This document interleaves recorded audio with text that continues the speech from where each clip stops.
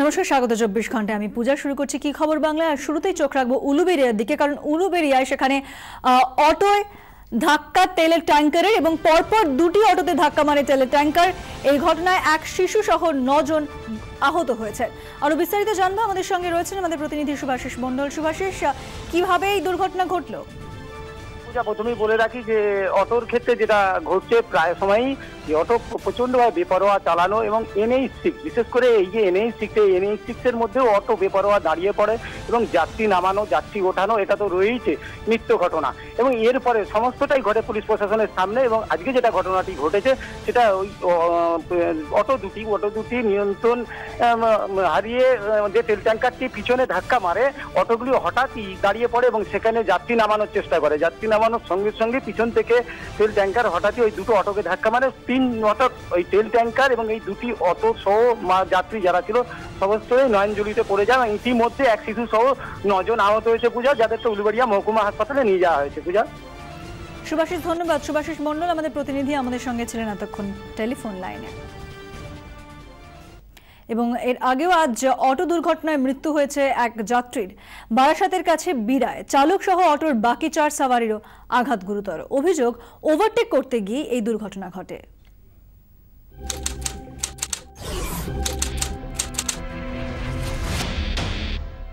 Auto এখন আতঙ্কের আরেক নাম। কদিনই বা হলো উল্টোডাঙায় অটোর সওয়ার ছাত্রের মৃত্যুর। ওই ঘটনা রেশ কাটার আগেই মঙ্গলবার সল্টলেকে অটো দুর্ঘটনায় চালক ও এক যাত্রী সহ 2 জনের মৃত্যু হয়। এর 24 ঘন্টার মধ্যেই ফের দুর্ঘটনা, ফের মৃত্যু। এবার বারাসতের কাছে বিরায় যশোর রোডে। সকালে বিরা জয়পুর এলাকায় যশোর রোড তখন ব্যস্ত। একে ওকে পাশ কাটিয়ে অটোর এগিয়ে যাওয়ার হুড়োহুড়ি রোজই যেমন চলে। প্রত্যক্ষদর্শীদের দাবি, একটি গাড়িকে ওভারটেক করতে গিয়ে নিয়ন্ত্রণ হারিয়ে ফেলেন অটোর চালক। উল্টো দিক থেকে আসা দক্ষিণেশ্বরগামী DN44 রুটের একটি বেসরকারি বাসের সঙ্গে মুখোমুখি ধাক্কা লাগে অটোটির।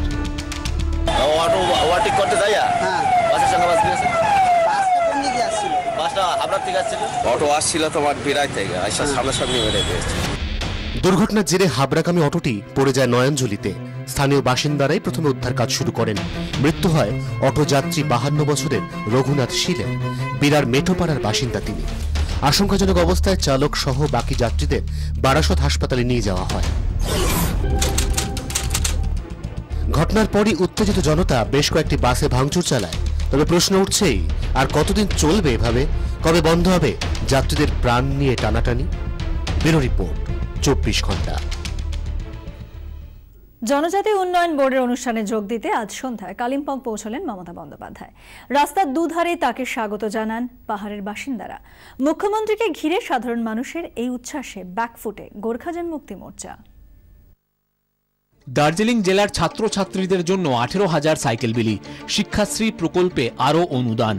পাহাড়ে ওঠার আগে শিলিগুড়িতে সবুজ সাথীর অনুষ্ঠানে উন্নয়নের বার্তা দিলেন মুখ্যমন্ত্রী। শিক্ষাশ্রী আছে আমাদের ক্লাস 5, 6, 7, 8, তাদের আছে শিডিউল কাস্ট, শিডিউল ট্রাইব।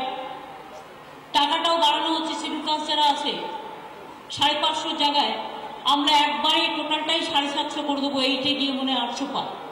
যারা 500 বা 550 বা 600 পেতেন পঞ্চম, ষষ্ঠ, সপ্তমে, তারা কিন্তু শিডিউল কাস্ট যারা ছিলেন তারা কিন্তু 750 করে পাবেন। বুধবার বিকেল 3:30 নাগাদ শিলিগুড়ি থেকে পাহাড়ের উদ্দেশ্যে রওনা দেন মুখ্যমন্ত্রী। কালিম্পং যখন পৌঁছন তখন অন্ধকার। এটুকু পথ পেরোতে লেগে গেল প্রায় 4 ঘন্টা।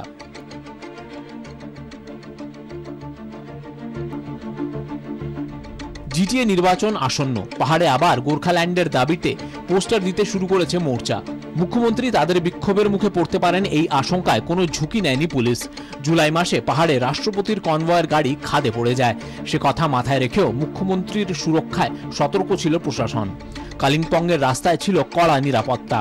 এদিন কালিম্পং যাওয়ার পথে মমতা বন্দ্যোপাধ্যায়কে স্বাগত জানাতে রাস্তার দুপাশে হাজির ছিলেন পাহাড়ের বিভিন্ন জনজাতির প্রতিনিধিরা। কালিম্পংকে আলাদা জেলা ঘোষণার জন্য মুখ্যমন্ত্রীকে ধন্যবাদ জানিয়ে লাগানো হয় পোস্টার।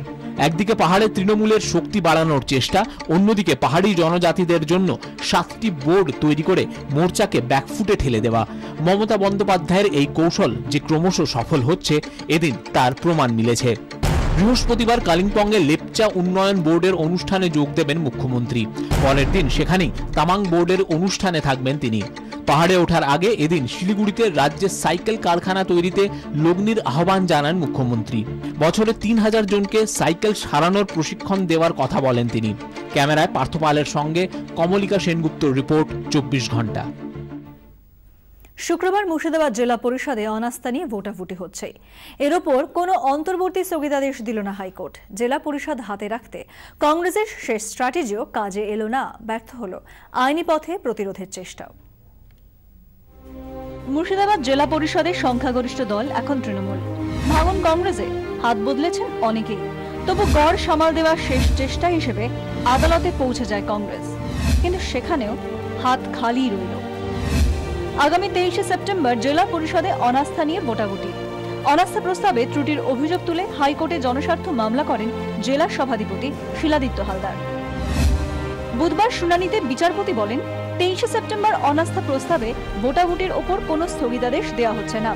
ভোটাভুটি ওই দিনই হবে। ধাক্কা অবশ্যই আগে এসেছিল। দল ভাঙিয়ে অধীর গড়ে কিস্তিমাত করেন শুভেন্দু অধিকারী। কংগ্রেসের 7 ও বামেদের 3, জেলা পরিষদের মোট 10 জন সদস্য দল বদলে যোগ দেন তৃণমূল শিবিরে। ফলে তৃণমূলের সদস্য সংখ্যা বেড়ে দাঁড়ায় 39। 7 জন দল ছাড়ায় কংগ্রেসের সদস্য সংখ্যা কমে যায় 14 এবং 3 জন সদস্য খুইয়ে বামেদের সংখ্যা দাঁড়িয়েছে 17। জেলা পরিষদ সদস্য কমলেশ চট্টোপাধ্যায় বিধানসভা নির্বাচনে ভরতপুর থেকে জয়ী হওয়ায় এখন মুর্শিদাবাদ জেলা পরিষদের নির্বাচিত সদস্য সংখ্যা 69। নতুন সমীকরণে জেলা পরিষদ দখলের ম্যাজিক ফিগার 35 পেরিয়ে আরো 4টি বাড়তি আসন রয়েছে তৃণমূলের দখলে। 14 সেপ্টেম্বর জেলা পরিষদে অনাস্থা আনে তৃণমূল। ডিভিশনাল কমিশনারের কাছে নোটিশও পৌঁছে যায়। একই দিনে ভোটাভুটির দিনক্ষণ ঘোষণা করে দেন তিনি। এ নিয়ে অবশ্য আদালতে প্রশ্নের মুখে পড়তে হচ্ছে তাকে।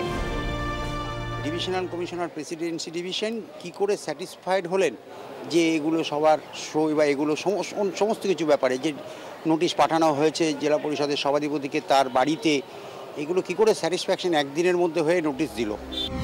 একই দিনে কিভাবে এটা সম্ভব হলো তার ব্যাখ্যা চেয়ে ডিভিশনাল কমিশনারের কাছে রিপোর্ট তলব করেছে আদালত। আগামী 28শে সেপ্টেম্বর রিপোর্ট জমা দিতে হবে তাকে। মামলার পরবর্তী শুনানি 29শে সেপ্টেম্বর। ব্যুরো রিপোর্ট, 24 ঘন্টা। শিল্প হোক, শিল্প চাই, শিল্পের দাবিতে এবার নবান্নের দ্বারস্থ লোবার কৃষকরা। তাদের দাবি অধিগৃহীত জমি অবিলম্বে কয়লা খনির কাজ শুরু হোক। তবে লোবার শিল্প চাইলেও বোলপুরের কৃষকরা কিন্তু জমি ফেরতের দাবিতে অনড়। তাদের যুক্তি, শিল্প হলে আপত্তি নেই, কিন্তু টাউনশিপের জন্য 1 ছটাক জমিও দেবেন না তারা। শীর্ষ আদালতের নির্দেশে জমি ফেরত পেয়েছে সিঙ্গুর, কিন্তু সিঙ্গুরের পথে হাঁটতে চায় না লোবা। শিল্পের দাবি তুলে নবান্নে ডেপুটেশন জমা দিলেন লোবার কৃষকরা। সালটা 2008। রাজ্য রাজনীতিতে তোলপাড় ফেলে দিয়েছিল লোবার জমি আন্দোলন। তাপবিদ্যুৎ কেন্দ্রে ব্যবহারের জন্য দুবরাজপুরের লোবা অঞ্চলের নিচে থাকা কয়লা তোলার অনুমতি পায় ডিভিসি। কয়লা উত্তোলনের জন্য বেঙ্গল এমটার সঙ্গে পিপিপি মডেলে সংস্থা গড়ে শুরু হয় জমি কেনা। ক্ষতিপূরণের দাবিতে ফুঁসে ওঠেন গ্রামবাসীরা। দানা বাঁধে আন্দোলন। মঞ্চ করে আটকে রাখা হয় বেঙ্গল এমটার মাটি তোলার যন্ত্র। সেই যন্ত্র ছাড়াতে লোবায় শুরু হয় পুলিশি অভিযান। সে সময় পুলিশের বিরুদ্ধে গুলি চালানোর অভিযোগ ওঠে। সেই আন্দোলনের জেরে এতদিন থমকে ছিল কাজ। এবারে একই জমিতে শিল্পের দাবিতে নবান্নের দ্বারস্থ কৃষকরা। তাদের দাবি, কিছু বিভ্রান্তি সৃষ্টিকারী লোকজন সেদিন মানুষকে ভুল পথে পরিচালনা করে শিল্প বিরোধী আন্দোলনের সূচনা করেছিল। যে লোবার কয়লা শিল্প, সেই কয়লা শিল্পটা আমরা চাষিরা চাই যে কয়লা শিল্পটা খুব দ্রুত শুরু হোক। শিল্প হতে দেবো না, বন্ধ করে দেবো, করতে দিচ্ছিল না। তারা আন্দোলন করেছিল, নিয়ে বন্ধ করে দিয়েছিল। বহুত ঝামেলা ঝঞ্ঝট করে বন্ধ করে দেওয়ার পর সেই শিল্পটা বন্ধ হয়েছিল। সেই শিল্পটা যাতে চালু হয় সেই ব্যবস্থার জন্য আমরা গ্রামের কৃষক চাষিদিকে সব ডেকে একটা বৈঠক করে আমাদেরকে এই প্রতিনিধি করে পাঠাইছে। আমরা তাই মুখ্যমন্ত্রীর কাছে দিতে এসেছি। লোবায় যখন ফিরছে শিল্পের দাবি, তখন জমি ফেরত চায় বোলপুর। শিল্পের জন্য বোলপুরের শিবপুর মৌজায় 300 একর জমি অধিগ্রহণ করেছিল তৎকালীন বাম সরকার, কিন্তু শিল্প না হওয়ায় অধিগৃহীত জমিতে আইটি হাব তৈরির সিদ্ধান্ত নেয় সরকার। সেটাও না হওয়ায় অবশেষে টাউনশিপ তৈরির ঘোষণা করেন মুখ্যমন্ত্রী। আর এতেই ক্ষোভে ফেটে পড়েন শিবপুর মৌজার জমিদাতারা। তাদের স্পষ্ট বক্তব্য, শিল্প না হলে জমি ফেরত চাই তাদের। আমরা এখন এই সম্পত্তিটা যদি শিল্প না করে তাহলে আমাদের জমি ফেরত দেওয়া হোক। আমি ওই শিল্প করুক, আমাদের ক্ষতিপূরণ আমরা চাই এখানে শিল্প করুক। যদি শিল্প না করে তাহলে আমাদের জমি যেমন সিঙ্গুরে অনিচ্ছুক চাষি বা চাষিদেরকে সব গোটা জমিটাই ফেরত দেওয়া হয়েছে, তেমনি আমাদের জমিটা এখানে ফেরত দিতে হবে। একই জেলার দু প্রান্তে জমি আন্দোলনের দুই মুখ। লোবার মানুষের শিল্পের দাবি নিশ্চয়ই স্বস্তি দেবে সরকারকে, কিন্তু জমি ফেরতের দাবিতে বোলপুরের কৃষকদের অনড় অবস্থান কিছুটা হলেও অস্বস্তি বাড়াবে রাজ্য সরকারের। ব্যুরো রিপোর্ট, 24 ঘন্টা। গ্রামবাসীদের আন্দোলনের জেরে বন্ধ ইসিএল এর খনি থেকে কয়লা তোলার কাজ। আসানসোলের শ্রীপুরের ভানোরা ওয়েস্ট ব্লকের ঘটনা। পরিরা গ্রামের শতাধিক জমি অধিগ্রহণ করে কয়লা তোলার কাজ করছে ইসিএল। কয়লা তোলার দায়িত্ব পেয়েছে বেসরকারি একটি সংস্থা। গ্রামবাসীদের দাবি, ডিনামাইট দিয়ে ব্লাস্ট করে খনির কাজ করছে ওই সংস্থা, যার জেরে ক্ষতিগ্রস্ত হচ্ছে তাদের বাড়ি। প্রতিবাদে আজ ক্ষোভে ফেটে পড়েছেন গ্রামের মানুষ। তাদের দাবি, বাড়ির ক্ষতিপূরণ ও চাকরি দিতে হবে।